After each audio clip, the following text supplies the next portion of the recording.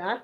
मैं सावित्री चंदेल उर्फ साई आंटी साईं बाबा के चरणों में कोटि कोटि नमन करते हुए साईं चंदेल चैनल के माध्यम से आप सभी का हार्दिक अभिनंदन करती हूँ। जय साईं राम।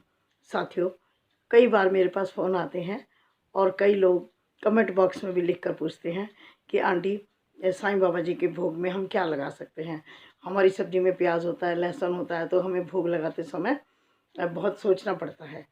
तो साथियों, मैं केवल बाबा जी के भोग की बात आपसे करूंगी, क्योंकि जैसे गणपति बप्पा होते हैं उनको तुलसी का भोग नहीं लगता और लक्ष्मी विष्णु जी को तुलसी के बिना भोग नहीं लगता, यानी तुलसी उन्हें ज़रूर समर्पित की जाती है। माता रानी के और हनुमान जी के चरणों में भी प्याज का और लहसुन का भोग नहीं लगता।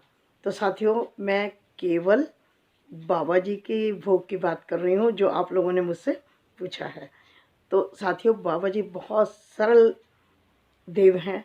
आपने सच्चरित्र में सब कुछ पढ़ा कि बाबा प्याज से रोटी खा लेते थे, उनका कोई स्वाद नहीं था। वो जो 5 घरों से भिक्षा लिया करते थे, तो जो जो कुछ उनको मिलता था वो सबको एक जगह मिला लिया करते थे और उसी को ही फिर बांटा जाता था और बाबा उस मिश्रण को ही खाते थे। तो उनका कोई जीभ का स्वाद नहीं था, क्योंकि वो बहुत ही सरल देव हैं। जैसा आप स्वयं खा रहे हैं वही भोग बाबा सहर्ष स्वीकार करेंगे।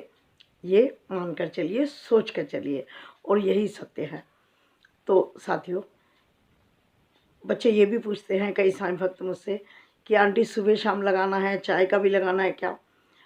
मेरा मानना ये है कि जो भी हम खा रहे हैं वो बाबा जी का दिया है, मालिक का दिया है, तो उसको पहले समर्पित करके ही हमें खाना चाहिए। ऐसा नहीं मैं ये कह रही हूँ कि मंदिर में जा कर के भोग लगाओ, मंदिर में जा कर के चढ़ा कराओ। ऐसा कर सकते हैं तो बहुत अच्छा है। अपने घर के मंदिर में ही, जैसे आप चाय पी रहे हैं सवेरे, तो चाय का भोग लगा दीजिए, बाद में उसे अपनी चाय में मिला लीजिए, किचन में जाके सबको भोग मिलेगा।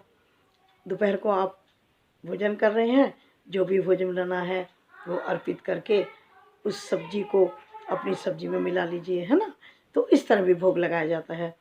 और शाम को आप चाय पी रहे हैं, उसका भोग लगा सकते हैं, और रात्रि का भोजन का भी लगा सकते हैं। यदि इस तरह से संभव नहीं हो पाता तो कोई बात नहीं, परेशान ना हो। बहुत सरल है अपने बाबा। आप अगर बार बार मंदिर में नहीं जा पा रहे, या मंदिर आपका नीचे है ऊपर है, ऐसी कोई दिक्कत है, तो कोई परेशान होने की ज़रूरत नहीं है। जिस थाली में आप खाना खा रहे हैं, जो भी कुछ खा रहे हैं, पी रहे हैं, उसको अपनी थाली में ही पहले अर्पित करके और आंखें बंद करके साईं बाबा का ध्यान करके आप कह सकते हैं कि बाबा जी पहले आप ग्रहण कीजिए, और इतना कह के आप ग्रहण कर लीजिए, बाबा उसको भी स्वीकार करेंगे। तो आशा करती हूँ कि अब आपको भोग लगाते समय बहुत कुछ सोचने की आवश्यकता नहीं होगी। प्याज है, लहसुन है, कोई प्रॉब्लम नहीं, बाबा वो ही स्वीकार करेंगे जो आप स्वयं खाते हैं, क्योंकि ये अपने माता हैं, पिता हैं, उनको समर्पित करके जो आप खाना चाहते हैं खाइए। ठीक है, नमस्कार। चलती हूँ, बहुत जल्दी मिलती हूँ किसी दूसरी वीडियो के साथ, बाबा जी के किसी चमत्कार के साथ। ठीक है, तो तब तक के लिए इजाज़त। जय साईं राम। नमस्ते बाबा जी।